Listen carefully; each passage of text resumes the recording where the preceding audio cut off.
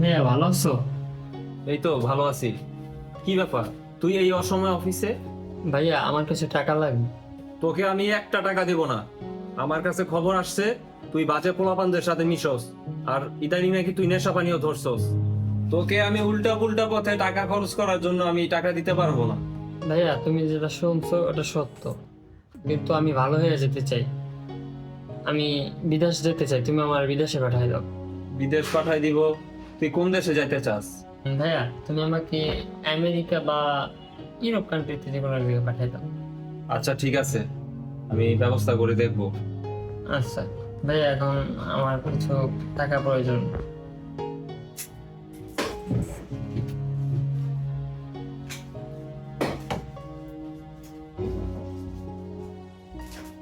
এই নে ধর, এখানে 5,000 টাকা আছে। আচ্ছা ঠিক আছে ভাই, তাহলে এখন আমি আসি। আচ্ছা, সাবধানে বাসায় যা। আচ্ছা ঠিক আছে।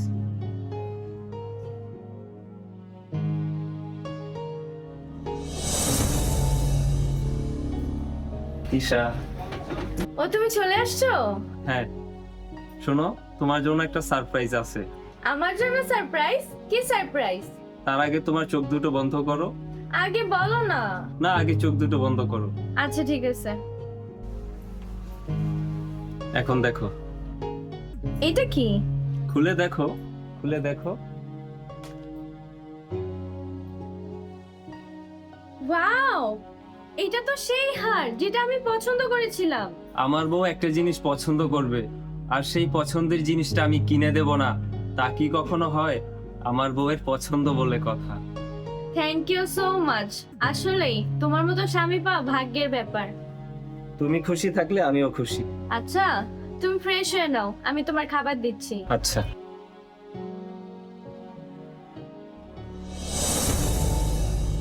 ভাইয়া তুমি আমাকে ডাকছো? হ্যাঁ, তোকে ডাকছি। এই নে ধর, তোর পাসপোর্ট আর বিমানের টিকিট। আগামীকালকেই তোর ফ্লাইট। একটা কথা শোন, আমেরিকা যাওয়ার পর মন দিয়ে কাজ করবি, ঠিক আছে? আচ্ছা ঠিক আছে ভাইয়া। আরেকটা কথা শোন, যাওয়ার সময় বড় আপার সাথে দেখা করে ওনার কাছ থেকে দোয়া নিয়ে যাইস। আচ্ছা ঠিক আছে, যদি দেখা নাও করতে পারি তাহলে ফোনে বলে দেবো অনেক।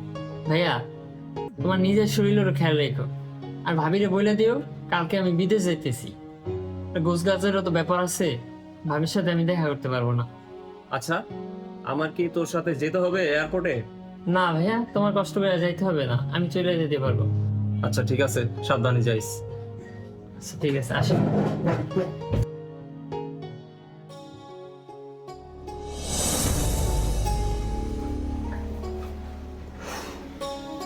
কি ব্যাপার, আজকে তোমার আসতে লেট হলো? আরে জাহিদের বিদেশের ব্যাপারে সবকিছু গোছগাছ করতে একটু সময় লাগছে, আর ও আগামীকালকে বিদেশ চলে যাচ্ছে। ওই সময়ের ব্যস্ততার কারণে ও তোমার সাথে দেখা করতে পারবে না। তুমি ওর জন্য একটু দোয়া করো যাতে ও ভালো থাকে। ও আমার ছোট ভাইয়ের মতো, ওর জন্য তো আমি সবসময়ই দোয়া করি। বিদেশ যায় ঠিক মতো কাজ করলেই চলে।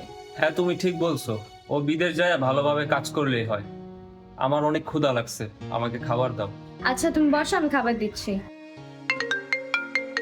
কি ব্যাপার, আননোন নাম্বার থেকে ফোন আসলো। হ্যালো। হ্যালো, আপনি কি তামিম সাহেব বলছেন? হ্যাঁ বলছি। আপনার বোন জামাই অ্যাক্সিডেন্ট করছে, তিনি আর এই দুনিয়ায় নাই। কি বলছেন এসব? আমি এখনই আসতেছি। কি হয়েছে? দুলাভাই নাকি অ্যাক্সিডেন্ট করছে, উনি আর পৃথিবীতে নাই। কি বলে এগুলা? হ্যাঁ, তাড়াতাড়ি চলো।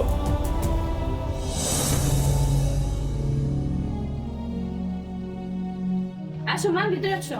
আপা ভিতরে আসেন। ও, তোমরা চলে আসছো?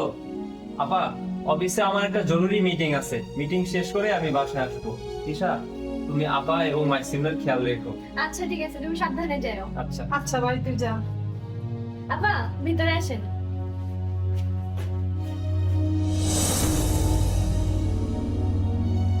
তামিম, তো দুলাভাই মারা গেছে প্রায় 1.5 মাস হয়েছে। আমি তোদের বাসায় এসে 1 মাস হয়েছে। তো দুলাভাইয়ের নামে যে খরচ করার দরকার ছিল তুই করছিস। তোর বাসায় আর কতদিন? আমি মাইজুরে নিয়ে বাড়িতে যেতে চাই। আপা, তুমি এগুলা কি বলতাছো? তুমি এখান থেকে চলে যাবে কেন? তুমি এখানেই থাকো।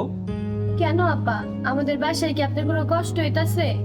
না বোন, তোমাকে বাসায় আমার থাকতে কোনো কষ্ট হইতাছে না। তারপরও ভাইয়ের বাসায় কতদিন থাকুন কও? আপা, তুমি যে বাড়িতে চলে যেতে চাইতাছো, ওখানে গিয়ে তুমি কি করবা? দুলাভাই তো মারা যাবার আগে টাকা পয়সা সয় সম্পত্তি কিছুই রাখা যায় নাই যে তুমি মাইসুনকে নিয়ে সুন্দরভাবে জীবন চালাইতে পারবা। হ্যাঁ ভাই, তুই ঠিকই কইছস। চলতে তো হইবই। বাড়িতে যাইয়া কিছু একটা করমু, তুই মাইজের চলে যাইব, আমাকে আর কি লাগবো তো? আপা, তোমার মাথায় তো অনেক বুদ্ধি। আমি তোমাকে 20 লাখ টাকা দিই, এই 20 লাখ টাকা দিয়া তুমি একটা ব্যবসা শুরু করো। আমার বিশ্বাস তুমি একদিন দাঁড়ায় যেতে পারবা। না ভাই, তোর থেকে এতগুলা টাকা নিয়ে যদি ব্যবসা বাণিজ্য করি, যদি লস খাই, তাহলে তোর টাকা আমি দিব করতে গা। আপা, তুমি এমন কেন মনে করতেছো? তুমি মনে করো যে তুমি ব্যাংক থেকে টাকা লোন নিতেছো, এটা দিয়া তুমি ব্যবসা শুরু করো। সফল হইলে তুমি আমার এই টাকাটা দিয়ে দিও। আর যদি ব্যবসায় মাইর খাও তাহলে সমস্যা নাই, এই টাকার প্রতি আমার কোনো দাবি নাই। আমি ভাববো যে আমি আমার বোনিরে দিয়ে দিছি, তবে টাকাটা তোমার নিতেই হইব। তুমি একটু বসো, আমি আসতেছি।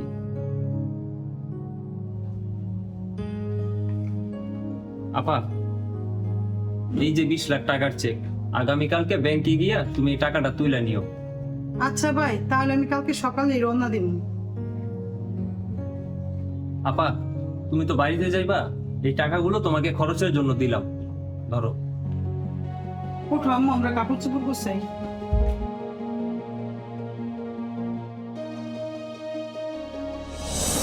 দিশা, দিশা, আমি অফিস যাচ্ছি। সাবধানে যাও। আর শোনো, কাজ থেকে তাড়াতাড়ি আসবা। আজকে কিন্তু আমাকে বিকালে ঘুরতে নিয়ে যাবা। আচ্ছা ঠিক আছে। আমার মিষ্টি বউটি বায়না ধরেছে ঘুরতে যাবে, আমি কি কখনো সেটা ফেলতে পারি? আমি অবশ্যই সময়ের আগে চলে আসবো। আচ্ছা ঠিক আছে, সাবধানে যাও।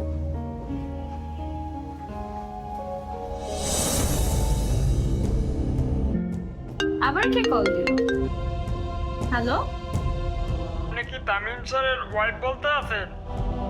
জি। ম্যাডাম, তামিম স্যারে অ্যাক্সিডেন্ট করছে, ওনারে লইয়া আমরা হাসপাতালে আইছি, আপনি তাড়াতাড়ি চলে আসেন। কি বলেন? আমি এখনই আসতেছি। স্যার, আমার হাজবেন্ডের এখন কি অবস্থা?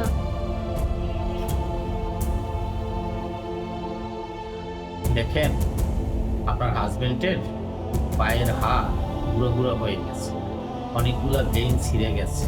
অপারেশন করার পরেও কতটা জয়েন্ট নেবে ঠিক বলতে পারতেছি না, তবে উনি আগের মতন আর স্বাভাবিকভাবে হাঁটতে পারবেন না।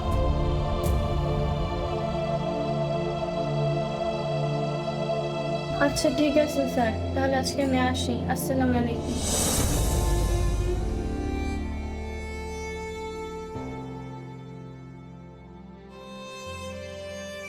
তুমি বসে রইছো?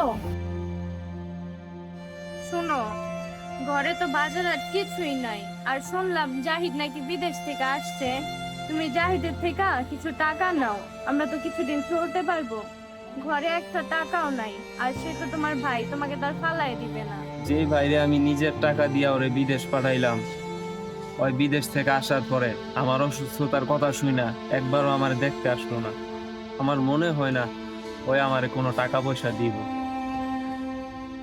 আচ্ছা ঠিক আছে, তুমি যেহেতু এত কইরা বলতাছো, দেখি ওর একটা ফোন দিয়া।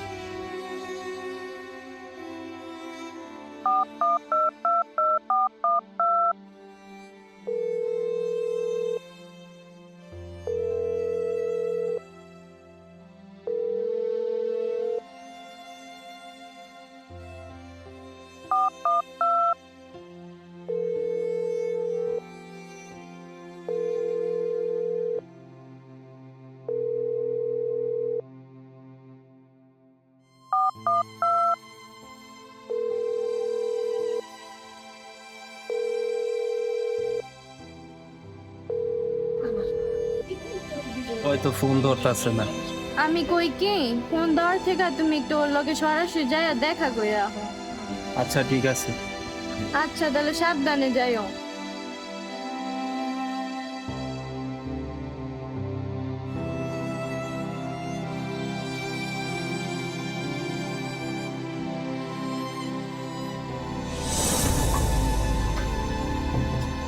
ভাই,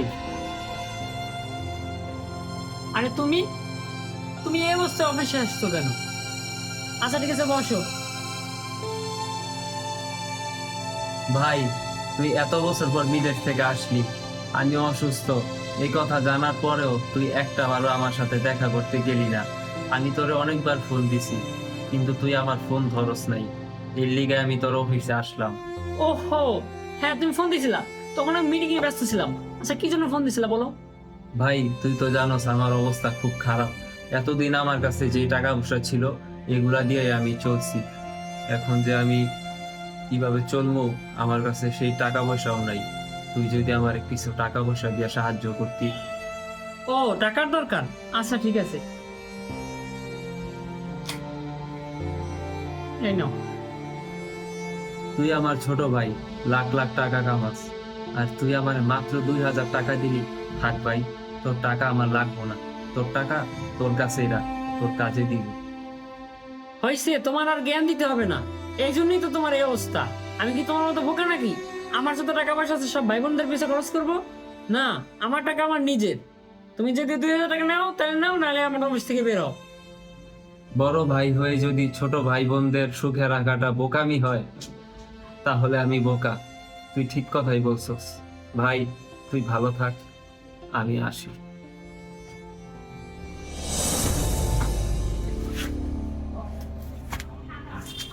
নিশা,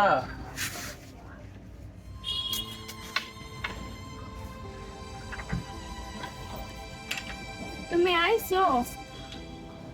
কি ব্যাপার, তোমার মনটা খারাপ কে? আমি জাহিদের কাছে গেছিলাম জানো, ওই আমার অপমান কইরা অনবিশ টাকা বাইক কইরা দিছে। কি কও? জাহিদ এরকম কাজ করছে? নিজেরে আমার অনেক অসহায় মনে হইতেছে। আমি কখনো ভাবতে পারি নাই এই ভাইয়ের লইগে আমি এতটা কষ্ট করছি। আজকে আমার দুর্দিনে সেই ভাই আমারে পাশে দাঁড়াইলো না, বেইমানি করছে জাহিদে আমার সাথে। আচ্ছা তুমি মন খারাপ করো না, ভাই ভাইয়ের সাথে বেমানি করতে পারে, কিন্তু বোন কখনো ভাইকে পালাই দিতে পারে না। আমি কই কি, তুমি বড় আপার কাছে যাই একটু দেখো, সে তোমাকে কখনোই ফিরাই দিবে না। না, আমি কারো কাছে যাইতে পারবো না, আমার অনেক কষ্ট হয়। আচ্ছা তুমি আমি মিল্লা বড় আপার কাছে যাই দেখি, আপা একটা না একটা ব্যবস্থা করবো। আর কত বছর হইছে মাইসুনটা দেখি না, মাইসুন তো বড় হয়ে গেছে, মাইসুনটাও দেখতে পারবো। চলো। ঠিক আছে।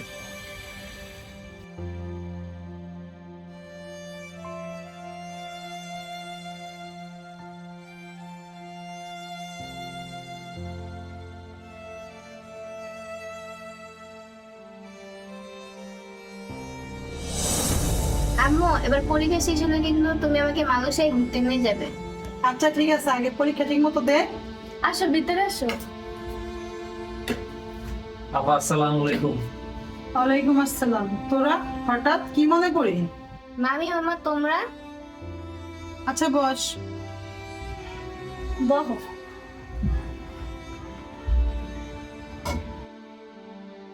আপা আপনি তো জানেন আপনার ভাই অ্যাক্সিডেন্ট করার পরে আমার যত সোনা গয়না সব সম্পত্তি আছিল সবই শেষ করছি তার চিকিৎসার পিছনে। এখন আমাদের হাতে আর একটা টাকাও নাই চলার মতো। আপা আপনি যদি কিছু মনে না করেন, আমি আপনার একটা কথা বলতে চাই। আচ্ছা মনে করার কি আছে, কি কথা বলবো বলো। আপনার ভাই যে আপনার ব্যবসা করার লেগা 20 লক্ষ টাকা দিছিল, ওই টাকাটা যদি আপনি আমাকে দিতেন আমাকে খুব উপকার হইতো। ও, ওই 20 লাখ টাকা? ওই টাকা এখন কই থেকে দিব? ব্যবসা বাণিজ্য করতেছি, তেমন বেশি লাভ অন্তরে হয় নাই। আর এই মুহূর্তে ওই টাকা দিব, আমার কাছে টাকা পয়সাও নাই। এমনি কত খরচ আমার গো।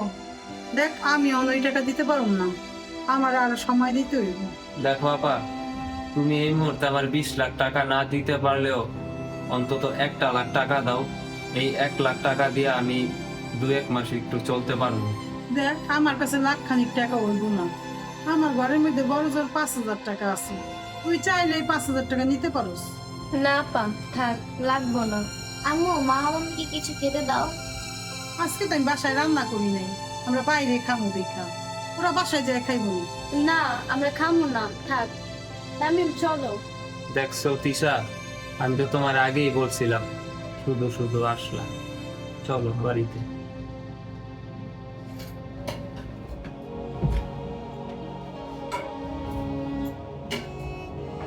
তুমি কিন্তু কাজটা একদম ঠিক করো নাই। আমার মনে আছে বাবা মারা যাওয়ার পর এই মামাই কিন্তু আমাদের আশ্রয় দিছিল। মামা যদি সেদিন টাকা না দিত তাহলে তুমি এরকম পজিশনে আসতে পারতে না। টাকা থাকা সত্ত্বেও তুমি মামাকে টাকা দিলে না। শোনো মা, আমি তোমারই মেয়ে, তোমার থেকে শিক্ষা পেলাম যে আপন মানুষকে কিভাবে ঠকাতে হয়। তুমি ভবিষ্যতে রেডি থেকো, তোমাকে আমি এইভাবেই ঠকাবো। সত্যি মা, তুই আমার চোখটা খুলে দিছস। আমি আসলেই অন্যায় করছিলাম। চল তোর মামা মামিকে নিয়ে আসি, এখন থেকে ওরা আমাদের বাড়িতেই থাকবে। এই তো আমার লক্ষ্মী মা। চল। টাকা পয়সা না থাকলে কেউ কারো পাশে থাকে না। মামি, বাইসুন, ভাই তুই আমাকে মাফ করে দে, এখন থেকে তোরা আমাদের বাসায় থাকবি। আর ভাই যেরকমই হোক, বোন কখনো ভাইকে ফালাইতে পারে না। আপা, তুমি কেন আমার কাছে মাপ চাইছো? তুমি আমার বড় বোন, মায়ের সমতুল্য। তুমি আমাকে যেটা বলবা আমার ভালোর জন্যই বলবা। আচ্ছা ভাই, চল। কি মজা হবে, এখন থেকে মামি আমাদের বাসায় থাকবে। চলো মামি।